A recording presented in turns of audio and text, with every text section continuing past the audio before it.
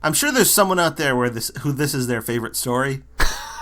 That's probably true of every story in Doctor Who. I should think. But I don't know why. Yeah, if this is your favorite story, or if you know someone whose favorite story is Time and The Rani, get in touch with us and tell us why.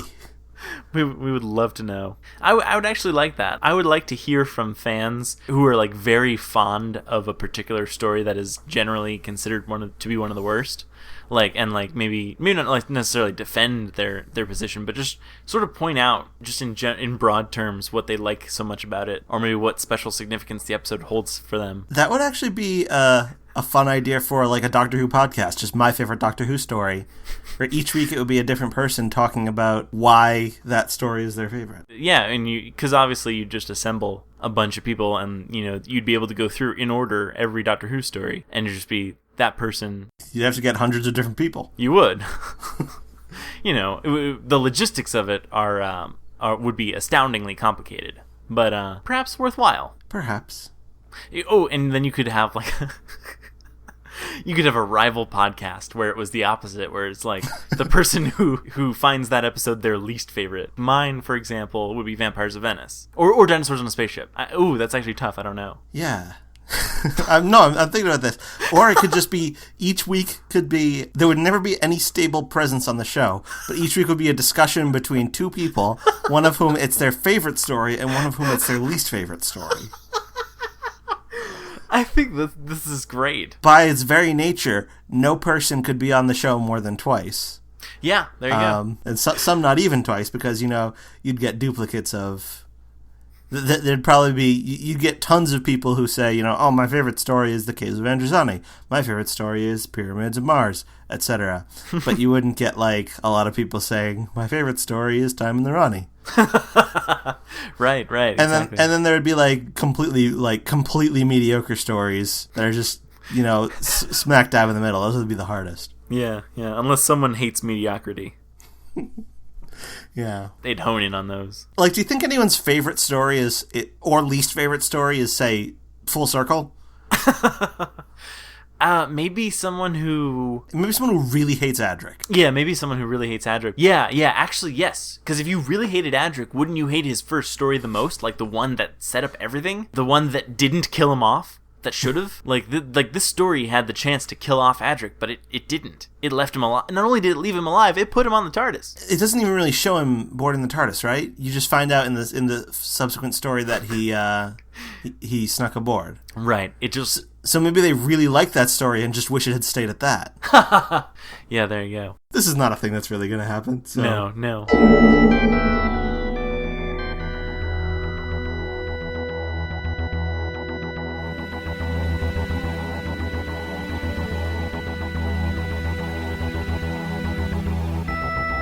I'm Tom Dickinson. And I'm Louis Midas. And this is The Cloister Room, a podcast about Doctor Who and other things.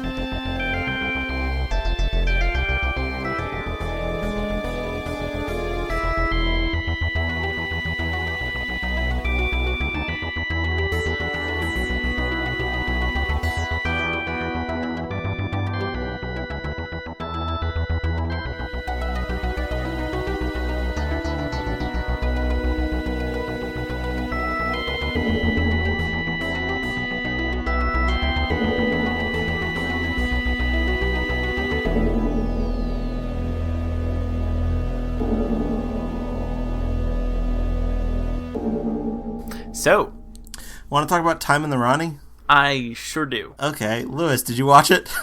I did watch it, but I watched it perhaps half a week ago. Oh, is that a recognized half week? Yeah, half week. Sometimes called a hay week. Yes, exactly. Yeah. What did you think of it? Well, to be honest, I found it a little bit disappointing. I hated it. Oh, okay, good. This episode is widely hated. Okay, yeah. It's widely considered to be one of the worst, if not the worst. Okay, actually, I did something maybe I shouldn't have done, which was I looked it up I looked up the DVD release on Amazon, and I looked at some of the reviews, and I saw some of the negativity for this episode. So I had a sense going in of what I was getting myself into. So yeah. In the Mighty 200 poll conducted by Doctor Who magazine, a few years back, this would have been in 2009, which is a longer time ago than it seems. But in any case, at this point, they polled their readers on favorite story, and this came in third to last. Ooh. It was only Time Lash and the Twin Dilemma.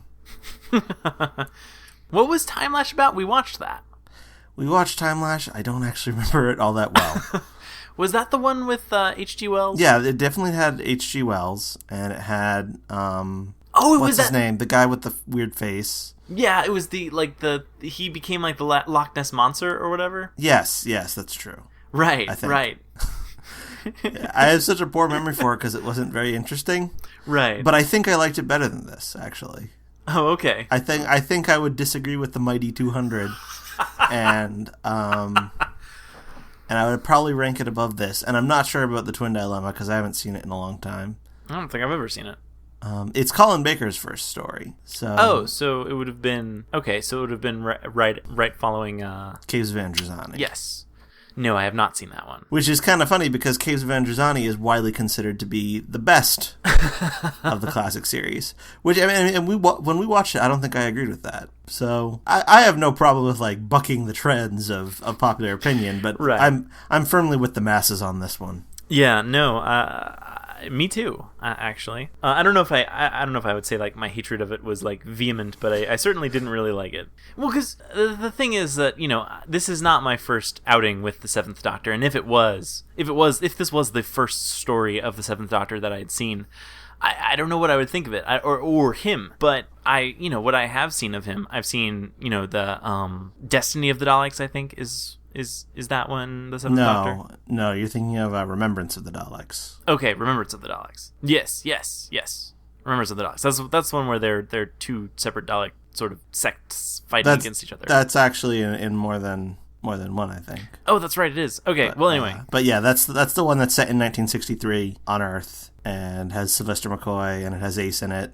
Yes. And Davros is in it. And yes. So I've seen that, and I've seen Happiness Patrol. And so, both of those were with Seventh Doctor and Ace. And I liked that. Like, I liked the Seventh Doctor in those episodes. Like, I thought he was really cool and manipulative and kind of like this clever guy. The Seventh Doctor is the Doctor I've seen the least of. Mm-hmm. I have just seen those two stories you mentioned, plus Ghostlight. Oh, I've seen Ghostlight too. Okay. Which is a very strange story. Yeah. And now I've also seen this as well. So I've only seen those 4 stories. So this is the only Seventh Doctor and Mel story I've seen. Yeah. But one of the things that I'm always hearing about the Seventh Doctor is that they kind of didn't know what they wanted to do with the character. Mm-hmm. And it sort of all got, thrown together. They didn't put a whole lot of thought into what Sylvester McCoy's portrayal of the character would be like. Yeah, I believe until after this season. And then they sort of came to some decisions, and Sylvester talked it over with Andrew Cartmel, the script editor, mm-hmm. who had just been brought on board when this story was being made and barely had time to script edit it. Yeah. And that they sort of went for a more dark and nuanced portrayal of the Doctor, where he's still comedic, but he's a little bit more sinister and a little bit more manipulative and a bit more of like a scheming genius on the side of good who waits in the shadows and strikes. Right. As opposed to, in this, he's very much a kind of clownish. Mm-hmm. Yeah.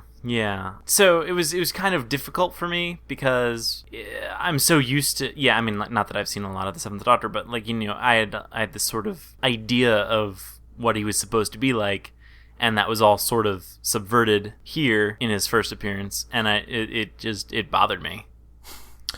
Yeah, I actually thought Sylvester McCoy did a good job with the material. Sure. I just don't think the material was great. Like, it's not Sylvester McCoy's fault that he had to just over and over keep saying common sayings with a word changed. I actually thought a couple of those were kind of funny. Oh, which ones? Where there's a will, there's a, what did he say? A beneficiary? Oh, I thought that was kind of funny. Okay, I could see that. Yeah, I mean, I don't know. Those got so old so What was the fast. one he said about the net? Oh, Wastenet want net. Yeah. Yeah. That made me chuckle. I thought that was funny. Yeah. They're keeping more and more as the story progressed. Right. In the first episode or so, when the Rani had sort of brainwashed him, basically, and he was kind of going along with her, I kind of thought like, oh, maybe he does actually know what's going on, and he's just pretending like he's this gullible sort of fool. But no, that's not actually the case. He actually was going along with it until he recognized that it was actually the Rani. Yeah. The Rani dressed up as Mel was very creepy. Yeah. Which, I don't know whether that's a point for or against this story, the fact that it was creepy. Well, yeah, if they were trying to set this kind of creepy tone, then mission accomplished. Yeah, I don't know. I actually thought she did a pretty good job impersonating Mel as well. Yeah, she could have afforded to throw in a few high-pitched screams. Yeah. Incredibly high-pitched screams, which is pretty much Mel's single defining trait. Yeah, I picked up on that almost immediately. I feel like I like Mel better in Terror of the Vervoids, which was the one of the middle stories in Trial of a Time Lord, where we first meet her. Okay. When we look into the Sixth Doctor's future and see him with Mel, and they're on a spaceship, and there's a mystery, and there are plant thingies and stuff. Oh, I really vaguely remember that, but not really. And she's obsessed with exercise. Oh, right. Yeah. All right. Yeah. I mean, sure. I thought she had a bit more of a personality in that than she does in this, but yeah. Oh well. Yeah.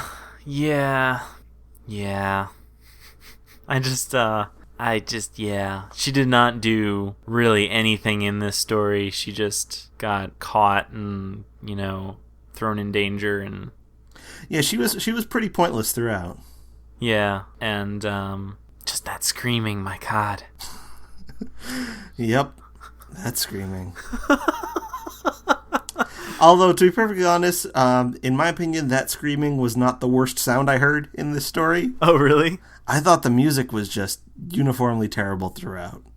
Yeah. I would agree with that. Yeah. If only we could meld the two together. No, thank you. Well, actually, no. I didn't think it was that uniformly terrible. I thought there were some parts of it that were not bad, like when it was a little, instead of being super over the top bombastic and having that same sound over and over. Uh-huh. Yeah, but I thought it was very tough to listen to, and yeah, and I was not pleased with it at all. Yeah, what they really needed was some of that noise from the Five Doctors. From the Five Doctors? Yes. That exactly. Yeah, that one. Yeah, throw that in.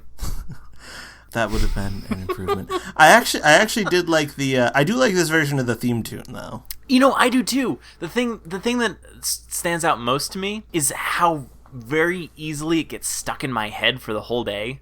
After watching, it's just, I don't know, something about it, but I do like it. I do like how the kind of how early on the middle eight is, and how it's in the actual opening credits rather than just in the closing credits. Yeah. And I think there's something about that I really like. Yeah, I feel like the middle eight is kind of I don't know, it's kind of the soul in the song. Yeah. A little bit.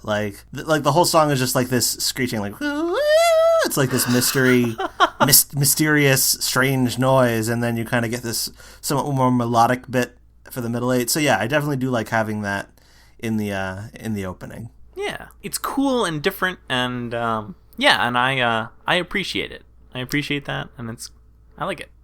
So both the incidental music for this episode and the theme I think they're both by Kev McCulloch. Okay.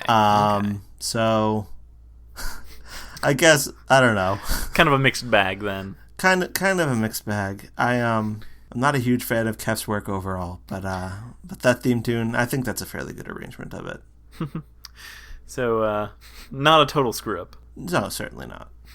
But yeah, I do enjoy it, and I feel like I just I like it. I don't know. What else is there to say but that I like it? I like it, and I like Sylvester McCoy's wink. Yeah. My one lament... Well, I guess we got 2 episodes left, but my one lament is that we haven't seen Matt Smith wink yet. No winks. Yeah. Overall, the story wasn't all that interesting. No, it wasn't. I felt like just not very much happened. It was a lot of like getting caught and then escaping. Mm-hmm. And the whole general thing is like the Rani's plan doesn't make very much sense to me. Right. Because, I mean, I don't know. I kind of sort of tried to look up on Wikipedia what strange matter was, but I wasn't really able to. I don't think there is like a solid definition of what strange matter is. Yeah, I don't know anything about it really. Yeah, like what I was able to glean from Wikipedia was that it's like theorized that it exists, but we don't actually. I mean, and I'm assuming that it's just, if it were to actually be discovered, it would be called something other than strange matter. Like, that sounds like a placeholder name for like when we actually discover it, we'll be like, oh, it's actually called unobtainium or something. I don't know. But please no. But no, it's not like normal matter though. It's like kind of, I guess it's supposed to be made up of quarks, which I don't even know what quarks are, so I'm really not the person to talk to about this. But yeah, I mean, well, first of all, so what the Rani says is that she's going to use the resulting supernova to like manipulate time and sort of make all of the universe nice and orderly as opposed to chaotic, which it currently is. Which I guess is a problem. Yes. So she's going to give the dinosaurs another chance. Right. They never reach their full potential. Right. So she says that like, oh, wherever evolution went wrong, I'm gonna go back and correct it. But that the point of evolution is that it is, once again, I think that maybe this is just an instance of Doctor Who characters not really understanding what evolution is. Because evolution is supposed to be like small improvements over time.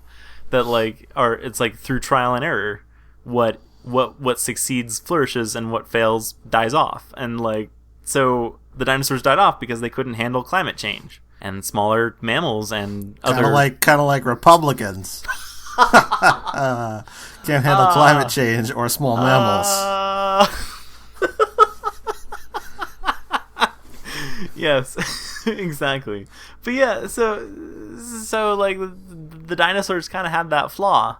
And I mean, like, yeah, you could say maybe the dinosaurs would have continued evolving if that meteorite hadn't happened, well, they're birds now. Yeah, they're not gone. They're better. Yeah, birds are pretty good. Yeah, they can fly. Exactly. Can the Rani fly? Right, exactly. Also, she seems upset about how evolution turned out on Earth. It looks just like Time Lords. Basically, they just made people, like, evolution just made more of what she is. Yeah, well, maybe she's just not happy. Yeah, maybe this is it. Maybe she's actually filled with self-loathing of how she looks, and she's just, she's like, oh man, we could be so much cooler. We could have wings and tails, probably. I'm guessing. They probably could. Yeah, she's just really bummed out about this. She really needs to get herself a healthier body image is what I think. It's what I think the bottom line is. Presumably, then she wouldn't be worried so much about dinosaur potential. Exactly. But yeah, no, I'm just not so sure that her plan makes any sense. You know what I did like in this story? What? The bubble trap effect. That was pretty cool. I like how they merged CG, this is a very early use of CG. Yeah. I like how they merged that with the practical effects to make it really look like the bubble was interacting with the environment as it was bouncing around, and they had the rock walls reacting to its impact, even though it wasn't really there. I thought that was that looked pretty good. Yeah, that was very cool. Yeah, I have to say that the effects did impress me, and actually the overall, I don't know what it was, like the sort of overall film quality, I guess, because like it's always been, not to say that like it was super great, but like something that's always stood out to me is you could always kind of tell when they were shooting exterior shots and interior shots with like previous Doctors, I guess, or at least what I've seen, because like they'll switch between like sort of like a, well, they switch between video and film. Okay, that's what I thought. Whereas I think now it's all video. Okay, that's what I thought. So I guess I like that consistency, because it always bothered me that they were You could visibly tell when it was switching. Yeah, on the one hand, it is consistency, but on the other hand, I think the film just looks better. Yeah, well, that's true. So whenever I'd be watching, I mean, I'm kind of used to the inconsistency by this point, where you will sometimes see just two different shots, and like one of them's on video and one of them's on film. But I think the film one actually, I just prefer the film look. Okay. And I know there are some people who completely disagree and prefer the video look, but I prefer the film look. So whenever I see the film look, I'm like, oh, cool, film, love that stuff. So it's like sort of like when they have IMAX shots in like otherwise IMAX free films. Yeah, exactly. Like the Dark Knight or whatever. Yeah, I'd pretty much compare it to the Dark Knight. Well, yeah, obviously they have similar budgets, I think. Yeah, pretty similar. So yeah, I did like that bubble trap effect. Although, speaking of the bubble traps, how come Mel's bubble didn't explode? I don't really understand anything that happens in this story, Lewis. so Okay. I don't know. I feel like I was just too bored and dissatisfied to really follow the plot all that closely to understand why one thing was happening. What was the deal with those green scaly people? What was the deal with the tetraps? Right. The bat people. I just can't. I just can't. Okay, I understand that. I do understand that. I also really don't understand why that one tetrap henchman always seemed to be out of breath. Because he was always gasping in between like the words he was saying. And I don't know what that was supposed to be. Was he like an asthmatic? He could have been. Maybe that's why he was swayed so easily by the Rani, and like why he wanted to help her out so bad. He could never like go fly with his brothers or whatever because he had... That'd be it, yeah. So he was seeking approval from someone else. Mm-hmm. I bet there's this whole backstory we don't even know about. I presume there probably is. Another thing I don't understand is why the Rani needs all these geniuses when the Doctor knows all that stuff. Right. Why she needs them other than the Doctor. I also I think it would be cool if this is an idea for Big Finish to take up. This is free. You don't have to give me credit. You don't have to pay me any money. You can just use this idea. A spin-off series set between this story and the next one where it's just the Doctor, Mel, and all of these historical geniuses traveling on the TARDIS. And they go on adventures. It's just like the Doctor, Mel, and like 20 historical geniuses. Yeah, that'd be pretty fun. It'd be like field trips where the Doctor and Mel are chaperones. Yes, I want this to happen as well. We need to write a letter to Big Finish so they can do this. I'll write a letter. I'll write them a letter. Yeah. Not an email or no. a post in their forums or anything like that, or a tweet, no. I'll write them a letter. Yeah. Well, you gotta show them how important this is to you, you know, write it on some nice high quality stationery. Maybe get like a quill pen if you can. Seal it up with some sealing wax. You know, you're gonna have a seal. I mean, I guess you're gonna have to get one of those. But yeah. I guess so. You have to do all this so that Big Finish will take you seriously. Is it so? Oh, is that what it takes then? Yeah. Not the quality of the idea or how well it can be realized, but how you deliver to them this idea. They occasionally do calls for script submissions, so so there maybe you go. Maybe I could do that. Yeah, I think you should. So what do you think about the Rani? She was okay. Well, you know, it's... Have you seen Mark of the Rani? I have seen Mark of the Rani, but it was a really long time ago. No, I haven't seen it. So this is my only real exposure to the Rani. Huh. Well, you know, I feel like her previous appearance in Mark of the Rani was... Her experiment made a little bit more sense. I'm not sure what it was. I can't really remember because that whole episode is kind of a blur to me. Yeah. I mean, that whole story is better regarded than this one. Yeah. I mean, it's not regarded as like an absolute top 10 classic or anything like that. But yeah. It's not as reviled as this one. Right. I mean, I like the idea of the Rani character where she's the scientist who doesn't want to be bogged down by ethics. Like, I can get behind that. Like, you know, I like that. Like, I think that's a very interesting character. Like, because that's something you don't typically get in Doctor Who. Usually your villains are, you know, these egomaniacal kind of, I want to conquer the world for me, and I want to be in charge, and I want to do everything. And you know, there's that, but the Rani is something of of a change from that, in that she doesn't really care about subjugating people. She just kind of wants to run her experiments, and she doesn't want to be fettered by these morals that she doesn't really agree with or think even matter. I don't know. I think that's kind of a cool villain. I guess. I mean, she does want to, dinosaurs and all that. Right. She does want to remake the universe and stuff. Well, that's what kind of bothers me about this episode, is that it sort of deviates from that idea that she's just a scientist and she just wants to run her experiments. Like, I mean, I guess this is kind of like the ultimate experiment, but it's also kind of dulling her down to like this sort of power-hungry madwoman who just wants to control everything, which is, not what I think she's all about, or not what she's all about in my heart anyway. Yeah, well, I don't know. So in that sense, I think that this sort of diminishes what I think is great about the character. So that's another reason for me to hate this episode, I guess. So what did you think of the Rani then? I just thought she was kind of dull. I mean, I kind of enjoyed the impersonation of Mel. I thought that was kind of interesting, and her trying to convince the doctor. I just didn't think this part of the story even made sense, where she's like just trying to pretend to be Mel, and then is like making all these asides to the camera, and then she's like, "Oh, nothing, doctor," like in a high pitched voice, and then she'll like revert to her low voice, and then she'll crack wise. I actually found that a little bit funny, even though it didn't make any sense. So I kind of like that, but once we sort of got beyond that, I just didn't think there was anything all that interesting about her. Yeah, I mean, I understand that. Yeah, and I mean, once again, I think that this episode doesn't really, I almost want to say it doesn't make sense, just in, like, for her motivations and, what she wants to accomplish, because, I don't know, I feel like there's a lot more you could do with that. Like, there's plenty of experiments that, any sane person wouldn't be willing to conduct because of the moral implications. Have her perform those. Don't have her blow up an asteroid of strange matter. That doesn't even mean anything. No, it doesn't.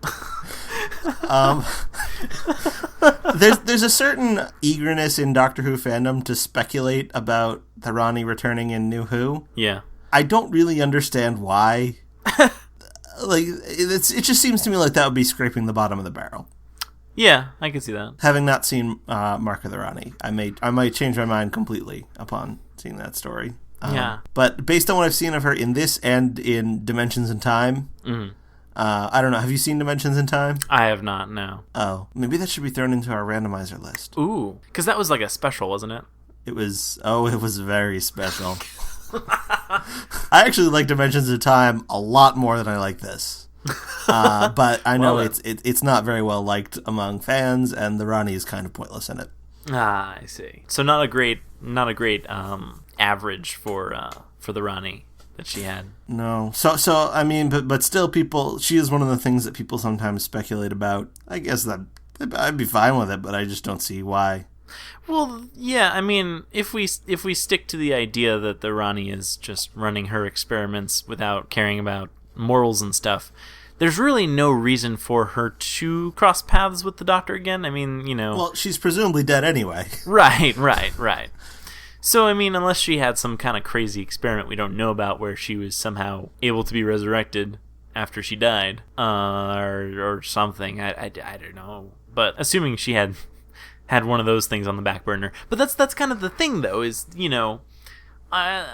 she doesn't, or at least in my mind, she should not have that kind of egomaniacal streak where she's like, I want to live forever, I want to have, Horcruxes or whatever. Like, she's not like that, though, It seems to me like, she'd just be like, well, this is death, and then she'd just kind of keel over and like, well, I can't run any more experiments. And that would just be the end of it. Death is in some ways the ultimate experiment.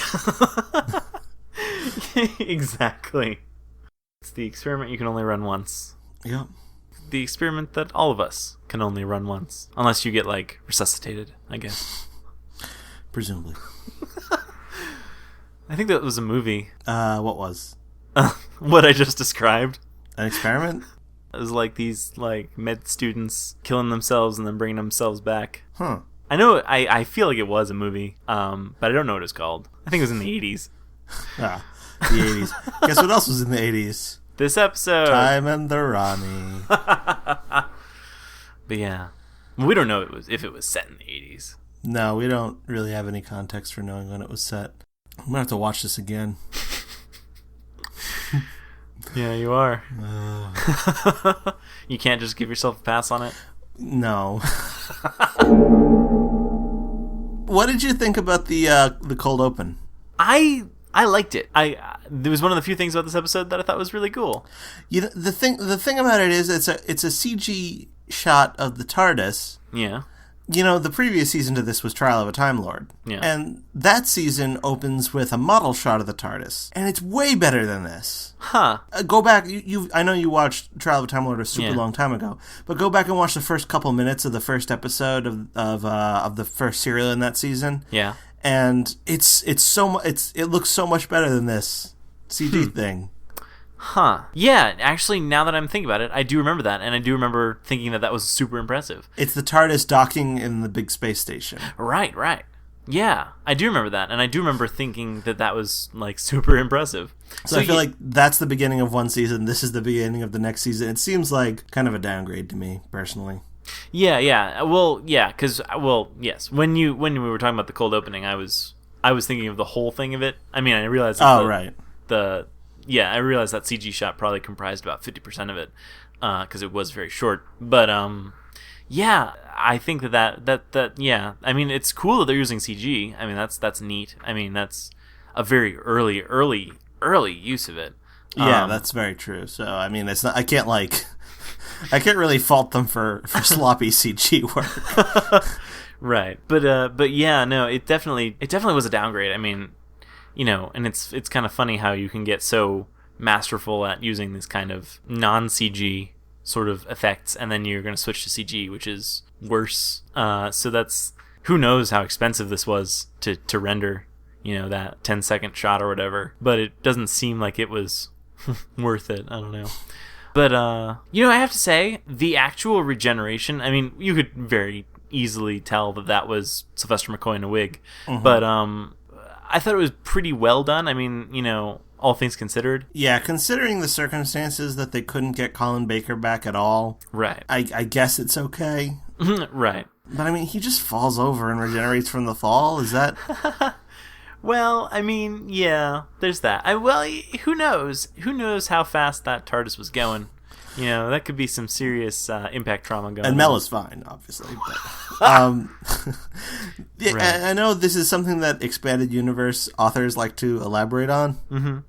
I think the most popular one was, I haven't read the novels, I've only read about them, so I don't know what novel this is from, but the notion that the 7th Doctor persona latent within the 6th Doctor murdered the 6th Doctor in order to manifest itself, and that caused him to mortally injure himself in a fall that normally wouldn't have, or something like that. That is amazing. That is absolutely amazing. Yeah, I don't know that makes any sense, but it does seem to be a thing that is discussed in the novels. Well, there you go. I mean, that's that would be something. I guess it was kind of a lame regeneration, but I guess what I liked about it was just, I don't know. I liked how they sort of turned him over and he was regenerating. That was kind of cool. I don't know. Yeah, it was fine. Because it's like, oh, it's Colin Baker, but wait, no, it's not Colin Baker. And then opening credits, and it's Sylvester McCoy and winking at you. I think that's, although I imagine that whole sequence of events would have been very traumatic to any viewer, especially people who started watching in the Colin Baker era and had maybe wasn't even informed about the idea of regeneration. Well, I mean, the very previous story was Trial of a Time Lord, which kind of involved a future version of the Doctor, so... Yeah, that's true. They would presumably have had some knowledge of it. That's true. Unless they were just particularly dense. Yep. So yeah. That wink. I watched the making of on the DVD. Oh, yeah? It's very much people saying things like... apologizing? Yeah, kind of apologizing, explaining why it didn't turn out well. That's the best kind of making of, I think. Well, I had a professor with whom I would talk about Doctor Who, and he said that he thought Sylvester McCoy was the death of the show. That could very well be. It could very well be that that early Sylvester McCoy kind of got things moving towards the show's eventual downfall.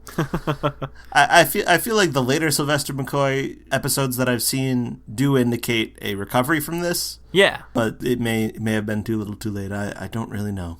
Yeah, it certainly seems like, I don't know, I liked the Sixth Doctor towards his end, and so, if I had been watching and I, had gotten used to, like, maybe after the Fifth Doctor regenerated, maybe I wouldn't have been so keen on him, but maybe I would have started warming up to him, and then all of a sudden, he's regenerating and into this guy, and if this had been the episode that I had seen after all of that, I just don't know, I might have just turned off the TV and stopped watching Doctor Who forever. That could have been it. Could have been.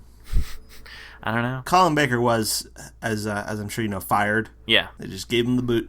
Yeah. Kind of unfairly. He has gone on to do a lot of Big Finish stuff, though, and a lot of it is quite good. Yeah, I haven't heard any of it, but I want to. Maybe we should throw, like, a Big Finish into our rotation. Sure. Or just throw, like, Big Finish into our rotation as, like, throw a skip into our rotation and then do a Big Finish instead. Yeah. Not specific stories, but, like, throw a Big Finish and then we can decide one. Non-randomly. Sure. Yeah, maybe I'll do that. Yeah. Or maybe I'll throw more than one. Yeah. It's like some game show or something. I don't know, where you hit the jackpot or whatever. I'm assuming Big Finish would be a jackpot. Presumably. Yeah. But yeah. That's what I'll do. I'll throw in a bunch. I'll do a 4th Doctor one, a 5th Doctor one, a 6th Doctor one, and a 7th Doctor one. Ooh. I could even do an 8th Doctor one. Ooh, we could. Alright, so I've added 4th Doctor Big Finish, 5th Doctor Big Finish, 6th Doctor Big Finish, 7th Doctor Big Finish, and 8th Doctor Big Finish, which we'll have to decide when we get there. Sounds good to me. Another thing that I did not have on the list, but realized maybe could be on the list, is the pilot episode of K9 and Company. Ah! Which is the 1980, or 81, I don't remember what exact year, attempted spin-off featuring Sarah Jane and K9. Is that available to, like, purchase on DVD? Mm-hmm.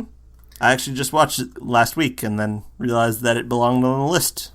So, mind if I throw that on there? Sure. I thought it was all right. Oh, did you?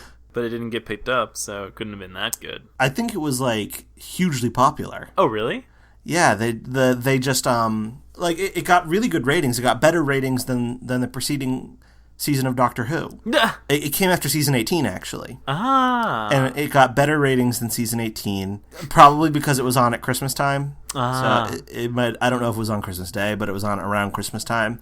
And so it might have gotten, like, promotion as part of their Christmas programming. Ah. So it was ostensibly, like, a Christmas special. Yeah. It's not especially Christmassy.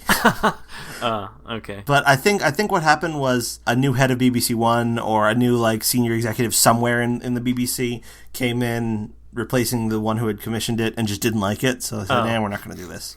So even though it was, like, really popular, they just said no out of spite? Yeah, well, I think the thing is, it was only supposed to be a one-off, but there was a hope. It was kind of like a TV movie that was a backdoor pilot. It wasn't officially commissioned as a pilot. It was just a TV special. I see. The thing it is most noted for now by Doctor Who fans is the horrible opening theme, opening titles, done by Ian Levine. Oh. Oh, goody. Yeah, who also did Doctor in Distress. Oh, I actually really hope this comes up, like, sooner rather than later. Yeah, I would almost tell you to, like, go Google the opening theme, but I'm not gonna. You could do that if you want, but I kind of want to. Yeah, I don't know. I kind of want to keep it a surprise until we get to it. Keep it a surprise. It's it's something to behold. Not just the music, but also the visuals of the opening theme are very, I don't know. Well, okay. The next story that we are going to be talking about, which I will select using our random selector, after having removed Time and The Rani from the selection pool. The next randomly selected story is Modron Undead. Ooh, which I recognize that name. That is a 5th Doctor story, and it is part of the Black Guardian trilogy. Oh, I don't want to say I may have seen it again, but I may have seen this. I feel like I watched something of the Black Guardian trilogy. Because that itself sticks out in my mind as being a thing. Yes, this is the first part of the Black Guardian trilogy, which includes Modern Undead, Terminus, and Enlightenment. And Modern Undead also introduces the new companion, Turlo. Interesting. Okay, I've seen Modern Undead before, and I think I liked it. Well, there you go.